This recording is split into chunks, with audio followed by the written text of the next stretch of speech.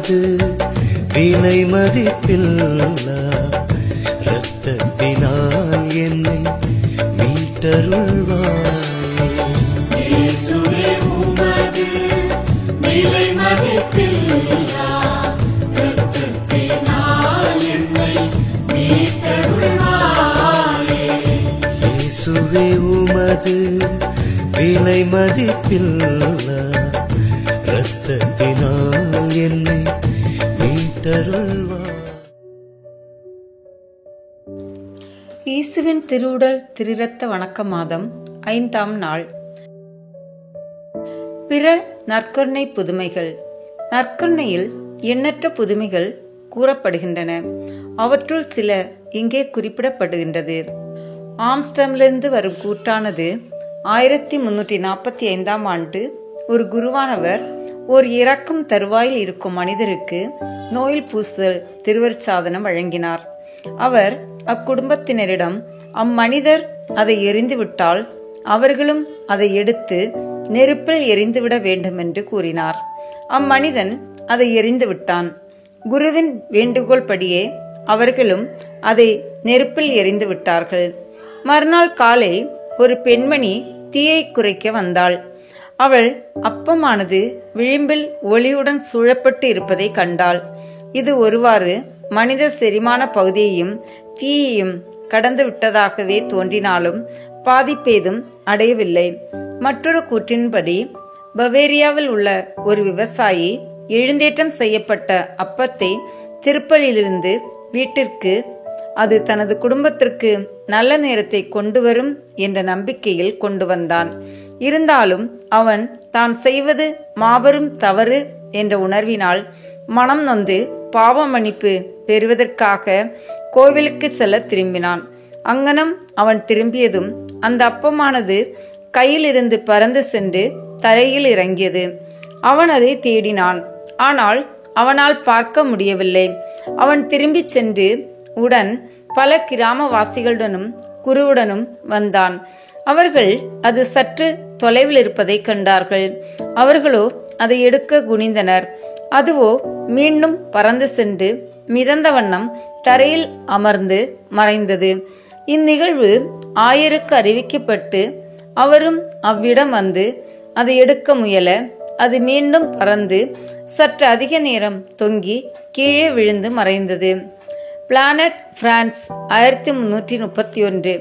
Planet என்ற ஊர் சித்திரம் போன்ற மலைகளால் சூழப்பட்ட நெடிய குறுகிய பள்ளத்தாக்கில் அமைந்துள்ளது.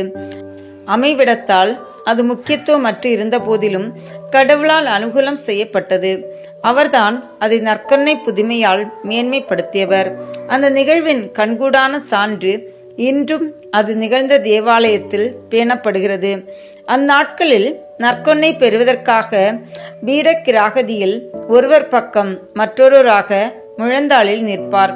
இரு பீட சிறுவர்கள் கிராதியில் நீளவாக்கில் பீடத்தை பார்த்து தொங்கிக் கொண்டிருக்கும் லெனின் துணியின் கீழ் விளிம்பை எடுத்து மடித்து பிடிப்பார்கள்.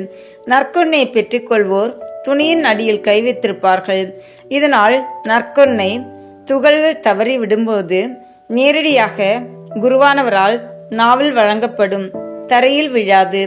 மீண்டும் அது வழங்கப்படும். இந்த புதுமையானது 1331ஆம் ஆண்டு மார்ச் 31 உயிர்ப்பு ஞாயிறு அன்று பிளானட் நகரின் முதன்மை குரு கக்யூஸ் தேலா பாமேயால் நிறைவேற்றப்பட்ட முதல் திருப்பலியில் நிகழ்ந்தது.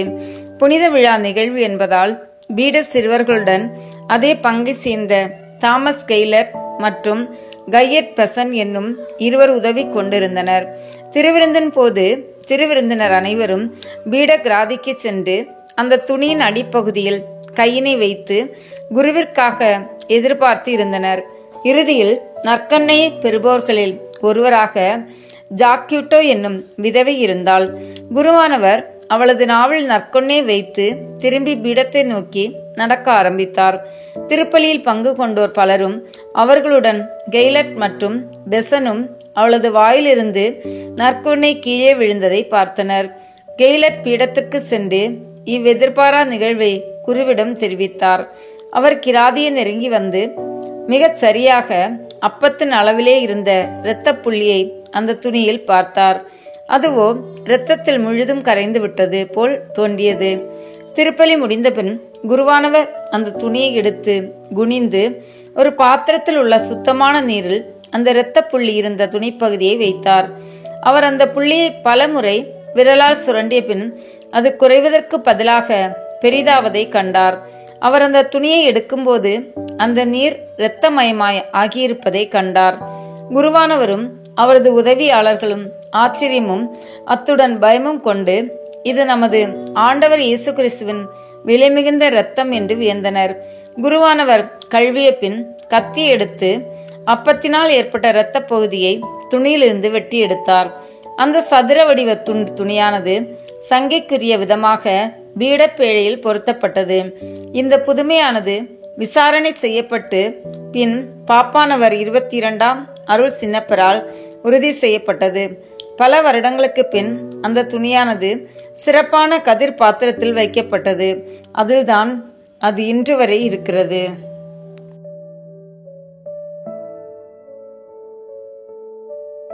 தந்தை, மகன், தூய ஆவியின் பெயராலே ஆமென்.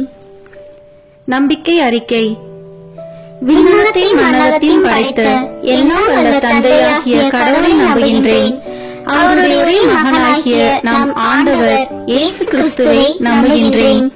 இவர் தூய ஆவியாரால் கருவுற்று கன்னி மரியாவிடமிருந்து பிறந்தார். போந்திய குலத்தின் அதிகாரத்தில் பாடுபட்டு சிலுவையில் அறையப்பட்டு இறந்து அடக்கம் செய்யப்பட்டார். பாதாளத்தில் இறங்கி 3ஆம் நாள் இறந்தோரிடமிருந்து உயிர்த்தெழுந்தார். விண்ணகத்திற்கு எழுந்தருளி எல்லாம் வல்ல தந்தையாகிய கடவுளின் வலப்பக்கத்தில் வீற்றிருக்கின்றார். அங்கிருந்து வாழ்வோருக்கும் இறந்தோருக்கும் தீர்ப்பு வழங்க வருவார். தூய ஆவியாரை நம்புகின்றேன். புனித கத்தோலிக்க திருஅவையை நம்புகின்றேன். புனிதர்களின் உறவு ஒன்றிப்பை நம்புகின்றேன். பாவ மன்னிப்பை நம்புகின்றேன். உடலின் மீட்பை நம்புகின்றேன். நிலைவாழ்வை நம்புகின்றேன். ஆமென். விண்ணுலகில் இருக்கிற எங்கள் தந்தையே, உமது பெயர் தூயது என போற்ற பெறுக. உமது ஆட்சி வருக. உமது திருவுளம் விண்ணுலகில் நிறைவேறுவது போல மண்ணுலகிலும் நிறைவேறுக. எங்கள் அன்றாட உணவை இன்று எங்களுக்கு தாரும். எங்களுக்கு எதிராக குற்றம் செய்வோரை நாங்கள் மன்னிப்பது போல எங்கள் குற்றங்களை மன்னியும். எங்களை சோதனைக்கு உட்படுத்தாதேயும், தீமையிலிருந்து எங்களை விடுவித்தருளும். ஆமென். அருள் நிறைந்த மரியே வாழ்க. ஆண்டவர் உம்முடனே, பெண்களுக்குள் ஆசி பெற்றவர் நீரே. உம்முடைய திருவயிற்றின் கனியாகிய இயேசுவும் ஆசி பெற்றவரே. புனித மரியே, இறைவனின் தாயே, பாவிகளாய் இருக்கிற எங்களுக்காக இப்பொழுதும் எங்கள் இறப்பின் வேளையிலும் வேண்டிக் கொள்ளும். ஆமென். தந்தைக்கும் மகனுக்கும் தூய ஆவியாருக்கும் மாட்சி உண்டாகுக. தொடக்கத்தில் இருந்தது போல இப்பொழுதும் எப்பொழுதும் என்றென்றும் இருப்பதாக. ஆமென். இந்த முதலாம் தேவத ரகசியத்தில் தேவ நற்கருணையின் முன் அடையாளத்தை தியானிப்போம். தண்ணீரை திராட்சை ரசமாக மாற்றிய புதுமை. யோவான் எழுதிய நற்செய்தியிலிருந்து வாசகம். அதிகாரம் 2, இறை வார்த்தைகள் 1 முதல் 11 வரை. கானாவில் திருமணம். 3ஆம் நாள் கலிலியாவில் உள்ள கானாவில் திருமணம் ஒன்று நடைபெற்றது. இயேசுவின் தாயும் அங்கு இருந்தார். இயேசுவும் அவருடைய சீடரும் அத்திருமணத்திற்கு அழைப்பு பெற்றிருந்தனர். திருமண விழாவில் திராட்சை ரசம் தீர்ந்து போகவே இயேசுவின் தாய் அவரை நோக்கி, திராட்சை ரசம் தீர்ந்துவிட்டது என்றார். இயேசு அவரிடம், அம்மா, அதை பற்றி நாம் என்ன செய்ய முடியும்? எனது நேரம் இன்னும் வரவில்லையே என்றார். இயேசுவின் தாய் பணியாளரிடம், அவர் உங்களுக்கு சொல்வதெல்லாம் செய்யுங்கள் என்றார். யூதரின் தூய்மை சடங்குக்கு தேவையான 6 கல் தொட்டிகள் அங்கே இருந்தன. அவை ஒவ்வொன்றும் 2-3 குடம் தண்ணீர் கொள்ளும். இயேசு அவர்களிடம், இத்தொட்டிகளில் தண்ணீர் நிரப்புங்கள் என்று கூறினார். அவர்கள் அவற்றை விளிம்பு வரை நிரப்பினார்கள். பின் அவர், இப்போது மொண்டு பந்தி மேற்பார்வையாளரிடம் கொண்டு போங்கள் என்று அவர்களிடம் கூறினார். அவர்களும் அவ்வாறே செய்தார்கள். பந்தி மேற்பார்வையாளர் திராட்சை ரசமாய் மாறியிருந்த தண்ணீரை சுவைத்தார். அந்த ரசம் எங்கிருந்து வந்தது என்று அவருக்கு தெரியவில்லை. தண்ணீர் மொண்டு வந்த பணியாளருக்கே தெரிந்திருந்தது. ஆகையால் பந்தி மேற்பார்வையாளர் மணமகனை கூப்பிட்டு, எல்லோரும் நல்ல திராட்சை ரசத்தை முதலில் பரிமாறுவர். யாவரும் விருப்பம் போல குடித்த பின் தரம் குறைந்த ரசத்தை பரிமாறுவர். நீர் நல்ல ரசத்தை இதுவரை பரிமாறாமல் ஏன் வைத்திருந்தீர் என்று கேட்டார். இதுவே இயேசு செய்த முதல் அரும் அடையாளம். இது கலிலியாவில் உள்ள கானாவில் நிகழ்ந்தது. இதன் வழியாக அவர் தம் மாட்சியை வெளிப்படுத்தினார். அவருடைய சீடரும் அவரிடம் நம்பிக்கை கொண்டனர். ஆண்டவரின் அருள்வாக்கு. இறைவனுக்கு நன்றி. இதிலிருந்து நாம் கடைபிடிக்க வேண்டிய புண்ணியம், பங்கேற்பு மற்றும் ஈடுபாடு. விண்ணுலகில் இருக்கிற எங்கள் தந்தையே, உமது பெயர் தூயது என போற்ற பெறுக. உமது ஆட்சி வருக. உமது திருவுளம் விண்ணுலகில் நிறைவேறுவது போல மண்ணுலகிலும் நிறைவேறுக. எங்கள் அன்றாட உணவை இன்று எங்களுக்கு தாரும். எங்களுக்கு எதிராக குற்றம் செய்வோரை நாங்கள் மன்னிப்பது போல எங்கள் குற்றங்களை மன்னியும். எங்களை சோதனைக்கு உட்படுத்தாதேயும், தீமையிலிருந்து எங்களை விடுவித்தருளும். ஆமேன். அருள் நிறைந்த மரியே வாழ்க. ஆண்டவர் உம்முடனே, பெண்களுக்குள் ஆசி பெற்றவர் நீரே. உம்முடைய திருவயிற்றின் கனியாகிய இயேசுவும் ஆசி பெற்றவரே. புனித மரியே, இறைவனின் தாயே, பாவிகளாய் இருக்கிற எங்களுக்காக இப்பொழுதும் எங்கள் இறப்பின் வேளையிலும் வேண்டிக் கொள்ளும். ஆமேன். நித்திய ஸ்துதிக்குரிய பரிசுத்த நற்கருணைக்கு பக்தியாய் ஆராதனை எத்திசையும் புரிவோம். நித்திய ஸ்துதிக்குரிய பரிசுத்த நற்கருணைக்கு பக்தியாய் ஆராதனை எத்திசையும் புரிவோம். நித்திய ஸ்துதிக்குரிய பரிசுத்த நற்கருணைக்கு பக்தியாய் ஆராதனை எத்திசையும் புரிவோம். தந்தைக்கும் மகனுக்கும் தூய ஆவியாருக்கும் மாட்சி உண்டாகுக. தொடக்கத்தில் இருந்தது போல இப்பொழுதும் எப்பொழுதும் என்றென்றும் இருப்பதாக. ஆமேன். இரண்டாம் தேவ ரகசியத்தில் தேவ நற்கருணையை வாக்களித்ததை தியானிப்போம். 5 அப்பம் பழுகியது. யோவான் எழுதிய நற்செய்தியிலிருந்து வாசகம். அதிகாரம் 6, இறை வார்த்தைகள் 1 முதல் 13 வரை. அப்பம் பகிர்ந்தளித்தல். இயேசு கலிலேய கடலை கடந்து மறுகரைக்கு சென்றார். அதற்கு திபேரிய கடல் என்றும் பெயர் உண்டு. உடல் நலம் அற்றோருக்கு அவர் செய்து வந்த அரும் அடையாளங்களை கண்டு மக்கள் பெருந்திரளாய் அவரை பின்தொடர்ந்தனர். இயேசு மலை மேல் ஏறி தம் சீடரோடு அமர்ந்தார். யூதருடைய பாஸ்கா விழா அண்மையில் நிகழவிருந்தது. இயேசு நிமிர்ந்து பார்த்து மக்கள் பெருந்திரளாய் அவரிடம் வருவதைக் கண்டு, இவர்கள் உண்பதற்கு நாம் எங்கிருந்து அப்பம் வாங்கலாம் என்று பிலிப்பிடம் கேட்டார். தாம் செய்ய போவதை அறிந்திருந்தும் அவரை சோதிப்பதற்காகவே இக்கேள்வியை கேட்டார். பிலிப்பு மறுமொழியாக, 200 தென்னாரியத்திற்கு அப்பம் வாங்கினாலும் ஆளுக்கு ஒரு சிறு துண்டும் கிடைக்காதே என்றார். அவருடைய சீடருள் ஒருவரும் சீமோன் பேதுருவின் சகோதரமான அந்திரேயா, இங்கே சிறுவன் ஒருவன் இருக்கிறான். அவனிடம் 5 வற்கோதுமை அப்பங்களும் 2 மீன்களும் உள்ளன. ஆனால் இத்தனை பேருக்கு இவை எப்படி போதும் என்றார். இயேசு மக்களை அமரச் செய்யுங்கள் என்றார். அப்பகுதி முழுவதும் புல் தரையாய் இருந்தது. அமர்ந்திருந்த ஆண்களில் எண்ணிக்கை ஏறக்குறைய 5000. இயேசு அப்பங்களை எடுத்து கடவுளுக்கு நன்றி செலுத்தி அமர்ந்திருந்தோருக்கு கொடுத்தார். அவ்வாறே மீன்களையும் பகிர்ந்தளித்தார். அவர்களுக்கு வேண்டிய மட்டும் கிடைத்தது.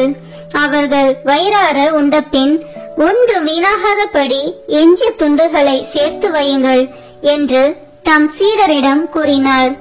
மக்கள் உண்டபின் 5 வற்கோதுமை அப்பத்திலிருந்து எஞ்சிய துண்டுகளை சேர்த்து சீடர்கள் 12 கூடைகளில் நிரப்பினார்கள்.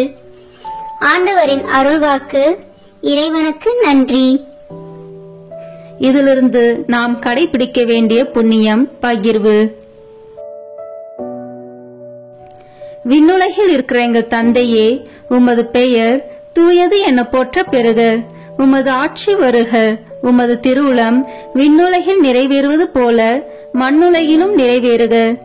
எங்கள் அன்றாட உணவை இன்று எங்களுக்கு தாரும். எங்களுக்கு எதிராக குற்றம் செய்வோரை நாங்கள் மன்னிப்பது போல எங்கள் குற்றங்களை மன்னியும். எங்களை சோதனைக்கு உட்படுத்தாதேயும், தீமையிலிருந்து எங்களை விடுவித்தருளும். ஆமேன். அருள் நிறைந்த மரியே வாழ்க.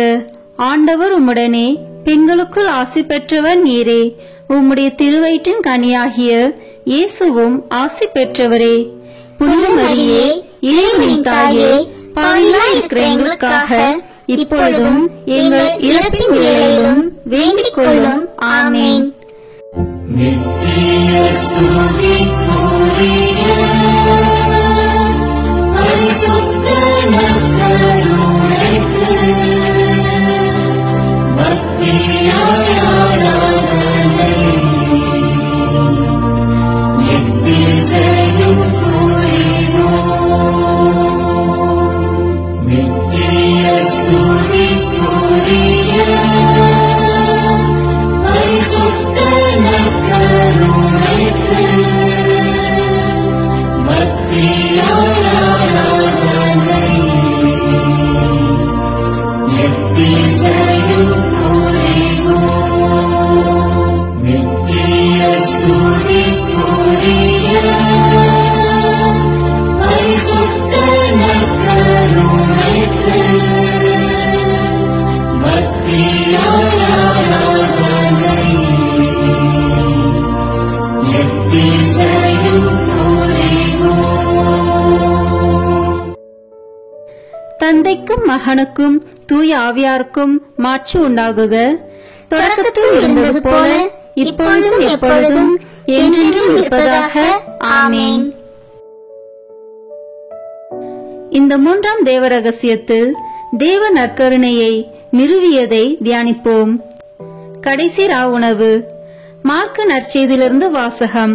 அதிகாரம் 14, இறை வார்த்தைகள் 22 முதல் 25 வரை. ஆண்டவரின் திருவிருந்து.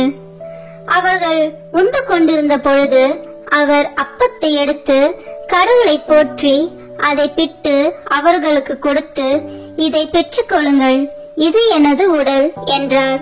பின்பு அவர் கிண்ணத்தை எடுத்து கடவுளுக்கு நன்றி செலுத்தி அவர்களுக்கு கொடுத்தார். அனைவரும் அதிலிருந்து பருகினர். அப்பொழுது அவர் அவர்களிடம், இது எனது உடன்படிக்கையின் இரத்தம், பலருக்காக சிந்தப்படும் இரத்தம். இனிமேல் இறையாட்சி வரும் அந்நாளில்தான் நான் திராட்சை பழ ரசத்தை குடிப்பேன். அதுவரை ஒருபோதும் குடிக்க மாட்டேன் என உறுதியாக உங்களுக்கு சொல்கிறேன் என்றார். ஆண்டவரின் அருள்வாக்கு. இறைவனுக்கு நன்றி.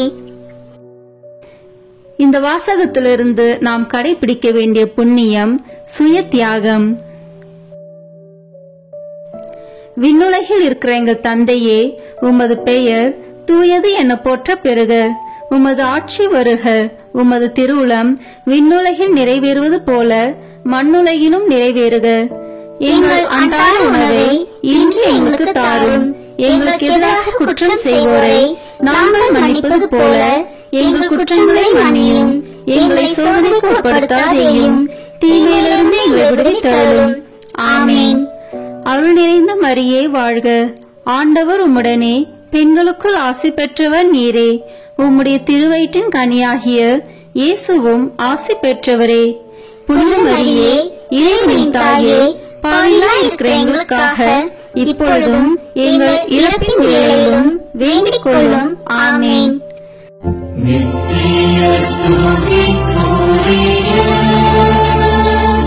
பரிசுத்த நற்கருணைக்கு பக்தியாய் ஆராதனை எத்திசையும் புரிவோம். நித்திய ஸ்துதிக்குரிய பரிசுத்த நற்கருணைக்கு பக்தியாய் ஆராதனை எத்திசையும் புரிவோம். நித்திய ஸ்துதிக்குரிய பரிசுத்த நற்கருணைக்கு பக்தியாய் ஆராதனை எத்திசையும் புரிவோம். தந்தைக்கும் மகனுக்கும் தூய ஆவியாருக்கும் மாட்சி உண்டாகுக. தொடக்கத்தில் இருந்தது போல இப்பொழுதும் எப்பொழுதும் என்றென்றும் இருப்பதாக. ஆமென். நான்காம் தேவ ரகசியத்தில் தேவ நற்கருணையை கொண்டாடியதை தியானிப்போம். எம்மாவு சீடர்கள். லூக்கா நற்செய்தியிலிருந்து வாசகம். அதிகாரம் 24, இறை வார்த்தைகள் 13 முதல் 35 வரை. எம்மாவு வழியில் சீடரை சந்தித்தல். அதே நாளில் சீடர்களுள் இருவர் எருசலேமிலிருந்து ஏறத்தாழ 12 கிலோமீட்டர் தொலையிலுள்ள ஓர் ஊருக்கு சென்று கொண்டிருந்தனர். அவ்வூரின் பெயர் எம்மாவு. அவர்கள் இந்நிகழ்ச்சிகள் அனைத்தையும் குறித்து ஒருவரோடு ஒருவர் உரையாடிக் கொண்டே சென்றார்கள். இப்படி அவர்கள் உரையாடிக் கொண்டும் வினவிக் கொண்டும் சென்ற போது இயேசு நெருங்கி வந்து அவர்களோடு நடந்து சென்றார். ஆனால் அவர் யார் என்று அறிந்து உணர முடியாதவாறு அவர்கள் கண்கள் மறைக்கப்பட்டிருந்தன. அவர் அவர்களை நோக்கி, வழி நெடுகிலும் நீங்கள் ஒருவரோடு ஒருவர் பேசிக் கொண்டிருப்பது என்ன என்று கேட்டார். அவர்கள் முகவாட்டத்தோடு நின்றார்கள். அவர்களுள் கிளையோப்பா என்னும் பெயருடைய ஒருவர் அவரிடம் மறுமொழியாக, எருசலேமில் தங்கியிருப்பவர்களுள் உமக்கு மட்டும்தான் இந்நாளில் நிகழ்ந்தவை தெரியாதோ என்றார். அதற்கு அவர் அவர்களிடம், என்ன நிகழ்ந்தது என்று கேட்டார். அவர்கள் அவரிடம், நாசரேத்து இயேசுவை பற்றியே தான் பேசுகின்றோம். அவர் கடவுளுக்கும் மக்கள் எல்லாருக்கும் முன்பாக சொல்லிலும் செயலிலும் வல்ல இறைவாக்கினராக திகழ்ந்தார். அவர் இஸ்ரேலை மீட்கப் போகிறார் என்று நாங்கள் எதிர்பார்த்திருந்தோம். ஆனால் தலைமை குருக்களும் ஆட்சியாளர்களும் அவருக்கு மரண தண்டனை விதித்து சிலுவையில் அறைந்தார்கள். இவையெல்லாம் நிகழ்ந்து இன்றோடு 3 நாட்கள் ஆகின்றன. ஆனால் இன்று எங்களை சேர்ந்த பெண்களுள் சிலர் எங்களை மலைப்புக்குள்ளாக்கினர். அவர்கள் விடியற் காலையில் கல்லறைக்கு சென்றார்கள். அவருடைய உடலை காணாது திரும்பி வந்து வானதூதர்களை கண்டதாகவும் இயேசு உயிரோடு இருக்கிறார் என்று அவர்கள் கூறியதாகவும் சொன்னார்கள். எங்களோடு இருந்தவர்களுள் சிலரும் கல்லறைக்கு சென்று அப்பெண்கள் சொன்னவாறே இருக்க கண்டனர். ஆனால் அவர்கள் இயேசுவை காணவில்லை என்றார்கள்.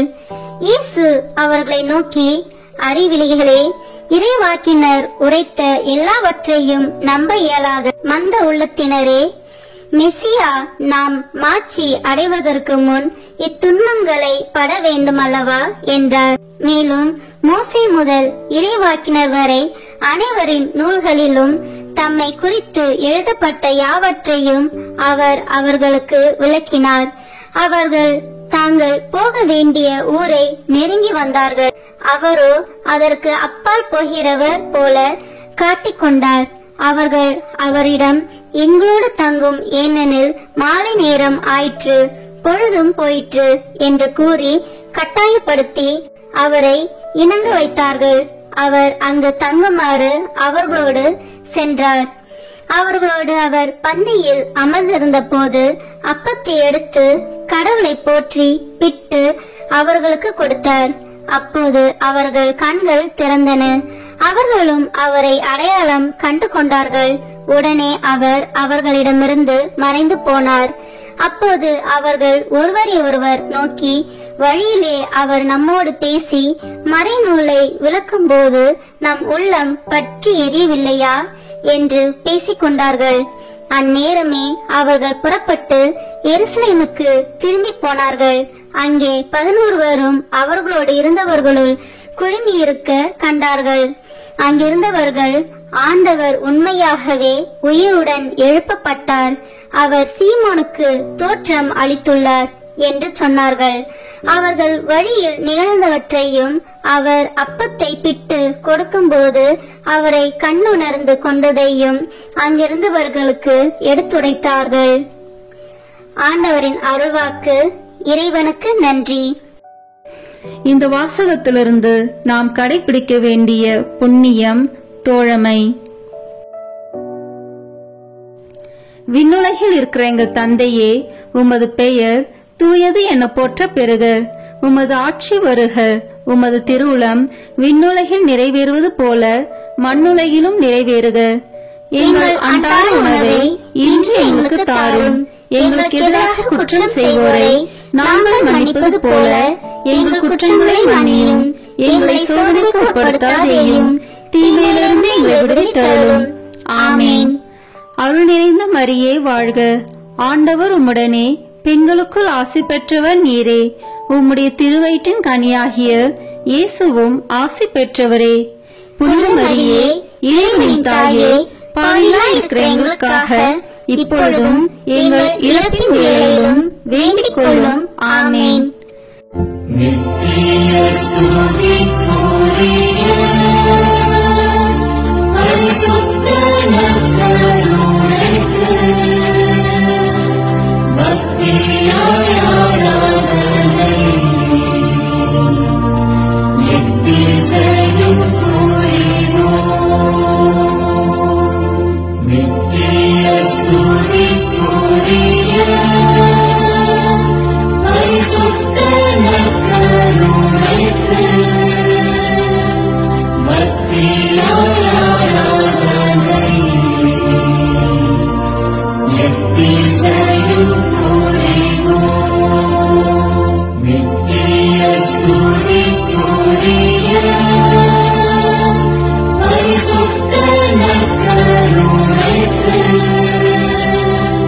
பக்தியாய் ஆராதனை எத்திசையும் புரிவோம். தந்தைக்கும் மகனுக்கும் தூய ஆவியாருக்கும் மாட்சி உண்டாகுக. தொடக்கத்தில் இருந்தது போல இப்பொழுதும் எப்பொழுதும் என்றென்றும் இருப்பதாக. ஆமேன். 5ஆம் தேவ ரகசியம். இன்று தேவ நற்கருணையில் இயேசுவின் பிரசனம். உலகம் முடியும் வரை எந்நாளும் உங்களோடு இருக்கிறேன். மத்தேயு எழுதிய நற்செய்தி நூலிலிருந்து வாசகம். அதிகாரம் 28, இறை வார்த்தைகள் 16 முதல் 20 வரை. இயேசு சீடருக்கு கட்டளை கொடுத்து அனுப்புதல். 11 சீடர்களும் இயேசு தங்களுக்கு பணித்தபடியே கலிலேயாவில் உள்ள ஒரு மலைக்கு சென்றார்கள். அங்கே அவரை கண்டு பணிந்தார்கள். சிலரோ ஐயமுற்றார்கள். இயேசு அவர்களை அணுகி, விண்ணுலகிலும் மண்ணுலகிலும் அனைத்து அதிகாரமும் எனக்கு அருளப்பட்டிருக்கிறது. எனவே நீங்கள் போய் எல்லா மக்கள் இனத்தாரையும் சீடராக்குங்கள். தந்தை, மகன், தூய ஆவியார் பெயரால் திருமுழுக்கு கொடுங்கள். நான் உங்களுக்கு கட்டளையிட்ட யாவையும் அவர்களுக்கு கடைபிடிக்கும்படி கற்பியுங்கள். இதோ, உலக முடியும் வரை எந்நாளும் நான் உங்களுடன் இருக்கின்றேன் என்று கூறினார். ஆண்டவரின் அருள்வாக்கு. இறைவனுக்கு நன்றி. இதிலிருந்து நாம் கடைபிடிக்க வேண்டிய புண்ணியம் சேவை. விண்ணுலகில் இருக்கிற எங்கள் தந்தையே, உமது பெயர் தூயது என போற்ற பெறுக. உமது ஆட்சி வருக. உமது திருவுளம் விண்ணுலகில் நிறைவேறுவது போல மண்ணுலகிலும் நிறைவேறுக. எங்கள் அன்றாட உணவை இன்று எங்களுக்கு தாரும். எங்களுக்கு எதிராக குற்றம் செய்வோரை நாங்கள் மன்னிப்பது போல எங்கள் குற்றங்களை மன்னியும். எங்களை சோதனைக்கு உட்படுத்தாதேயும், தீமையிலிருந்து எங்களை விடுவித்தருளும். ஆமேன். அருள் நிறைந்த மரியே வாழ்க. ஆண்டவர் உம்முடனே, பெண்களுக்குள் ஆசி பெற்றவர் நீரே. உம்முடைய திருவயிற்றின் கனியாகிய இயேசுவும் ஆசி பெற்றவரே. புனித மரியே, இறைவனின் தாயே, பாவிகளாய் இருக்கிற எங்களுக்காக இப்பொழுதும் எங்கள் இறப்பின் வேளையிலும் வேண்டிக் கொள்ளும். ஆமேன். நித்திய ஸ்துதிக்குரிய பரிசுத்த நற்கருணைக்கு பக்தியாய் ஆராதனை எத்திசையும் புரிவோம். நித்திய ஸ்துதிக்குரிய பரிசுத்த நற்கருணைக்கு பக்தியாய் ஆராதனை எத்திசையும் புரிவோம். நித்திய ஸ்துதிக்குரிய பரிசுத்த நற்கருணைக்கு பக்தியாய் ஆராதனை எத்திசையும் புரிவோம். தந்தைக்கும் மகனுக்கும் தூய ஆவியாருக்கும் மாட்சி உண்டாகுக. தொடக்கத்தில் இருந்தது போல இப்பொழுதும் எப்பொழுதும் என்றென்றும் இருப்பதாக. ஆமேன். இறுதி ஜெபம். நற்கருணை மாதாவே, ஆமேன். உம்முடைய வார்த்தையின்படியே எனக்கு ஆகட்டும் என்று சொல்லி நற்கருணை நாதரை பெற்றுக்கொண்டவரே, காடு மலை என்று பாராமல் எலிசபெத் அம்மாளுக்கு உதவி செய்ய நற்கருணை நாதரை சுமந்து கொண்டு விரைந்து சென்றவரே, உலகம் மீட்பு பெறுவதற்காக நற்கருணை நாதரை ஈன்றவரே, காலமெல்லாம் நற்கருணை நாதரை தியானித்து கடவுளை புகழ்ந்து கல்வாரி மலைக்கு ஆண்டவர் இயேசுவோடு பலியாகி தேவ நற்கருணையாக மாறியவரே, நாங்களும் உயிருள்ள தேவ நற்கருணையாக வாழ எங்களுக்காக பரிந்து பேசுவீராக. ஆமேன்.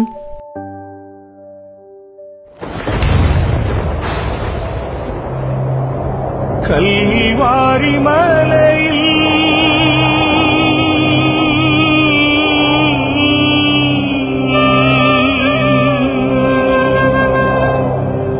சிந்திய இரத்தத்தால்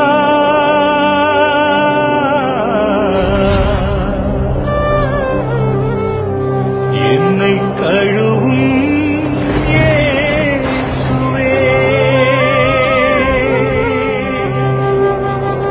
ஒரு துளி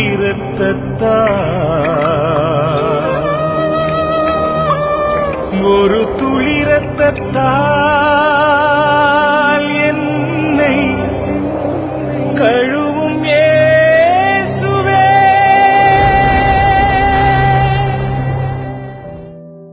சிலுவையில் இயேசு சிந்தின இரத்தத்தால் சமாதானம் உண்டாகும். கொலோசியர் 1:20 இறைவார்த்தை. இப்போது நாம் இணைந்து இயேசுவின் திரு இரத்தத்தை நோக்கி நம்மை முழுவதும் ஒப்புக் கொடுக்கும் ஜெபத்தை சொல்வோம். இயேசுவே, நீ சிலுவையில் சிந்திய வல்லமையான இரத்தம் கொண்டு என் உச்சந்தலையிலிருந்து உள்ளங்கால் வரை அபிஷேகம் செய்யும். இறை இயேசுவே, இப்போது என்னை தீமை, பாவம், சோதனை, தீயவனின் தாக்குதல்கள், சூனியங்கள், இருளின் பயம், மனித வார்த்தையின் பயம், நோய், சந்தேகம், கோபம் மற்றும் விருப்பப்படாத எல்லா நாசங்களிலிருந்தும் விடுதலை செய்யும். ஆபத்துக்கள், விபத்துகளிலிருந்து என்னை பாதுகாத்தருளும். இப்போது நான் உமது பரிசுத்த இரத்தத்தின் முழு பாதுகாப்பினை அடைந்துவிட்டேன் என்பதை நினைத்து நான் உம்மை துதிக்கிறேன். இயேசுவின் பரிசுத்த இரத்தமே எம்மை காத்தருளும். இயேசுவின் தூய இரத்தமே பரிசுத்த மனசாட்சியை தாரும். இயேசுவின் தூய இரத்தமே வார்த்தையான தேவனே எங்களை காத்தருளும். இயேசுவின் தூய இரத்தமே எங்கள் ஆழ் மனதை பரிசுத்தப்படுத்தும். இயேசுவின் தூய இரத்தமே மனதில் உள்ள கெட்ட சிந்தனைகளை தூய்மைப்படுத்தும். இயேசுவின் தூய இரத்தமே அவிசுவாசியின் வார்த்தைகளை எடுத்து மாற்றும். இயேசுவின் தூய இரத்தமே மனதில் உள்ள பய உணர்வுகளை கழுவும். இயேசுவின் தூய இரத்தமே உடல் உறுப்பில் உள்ள காம உணர்ச்சிகளை கழுவும். இயேசுவின் தூய இரத்தமே தலைமுறைகளில் உள்ள பாவ சாபங்களை கழுவும்.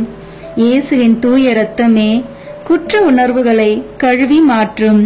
இயேசுவின் தூய இரத்தமே நான் கருவறையில் உருவான நேரத்தில் உண்டான எல்லா எதிர் அனுபவங்களை கழுவி பரிசுத்தப்படுத்தும். ஆமீன். இயேசுவின் இரத்தத்தால் நம்மை கழுவும் ஜெபம். இயேசுவே, எங்களுக்காக கல்வாரியில் நீர் சிந்திய உம்முடைய விலையேற பெற்ற திரு இரத்தத்தினால் எங்கள் குடும்பத்தில் இருக்கின்ற ஒவ்வொருவரையும் கழுவும். எங்கள் வீடுகளில் இருக்கின்ற ஒவ்வொரு பொருட்களிலும் உம்முடைய இரத்த துளிகளை தெளித்து வையும். எங்கள் வீடுகளின் தரைகளிலும் சுவர்களிலும் கூரைகளிலும் உம்முடைய இரத்தத்தை தெளியும். எங்கள் வீடுகளை சுற்றிலும் நிலங்களின் எல்லைகளை சுற்றிலும் உம்முடைய இரத்தத்தை தெளித்து வைத்து உமது காவல் தூதர்களை எங்களுக்கு துணையாக நிறுத்தி வையும். எங்களுக்கு எதிராக செய்யப்படும் எந்த ஒரு காரியமாக இருந்தாலும் மாயதந்திர சக்திகள், சாத்தானின் ஏவுதல்கள், பில்லி சூனிய கட்டுக்கள் மற்றும் ஆபத்துக்கள், விபத்துக்கள், அவமானங்கள், நோய்கள், பிற தேவைகள் அனைத்திலும் எங்களை பாதுகாத்து வழிநடத்தும். நாங்கள் செல்லுகின்ற வழிகளில் எல்லாம், சென்றடைகின்ற ஒவ்வொரு இடங்களில் எல்லாம் உம்முடைய இரத்த துளிகளை தெளித்து வைத்து எங்களுக்கு முன்னும் பின்னும் வலமும் இடமும் உமது பிரசன்னத்தால் வழிநடத்தும். இதுவரை எங்களை பாதுகாத்து வந்த தேவன் இனிவரும் நாட்களிலும் எங்களை பாதுகாத்து வழிநடத்தும்படி ஜெபிக்கிறோம். இயேசுவின் பெயரால் ஆமீன். தந்தை, மகன், தூய ஆவியின் பெயராலே ஆமீன். இந்த வீடியோ உங்களுக்கு பிடிச்சிருக்குன்னா லைக், ஷேர், கமெண்ட் பண்ணுங்க. மறக்காம சப்ஸ்கிரைப் பட்டன் பிரஸ் பண்ணுங்க. தேங்க்யூ.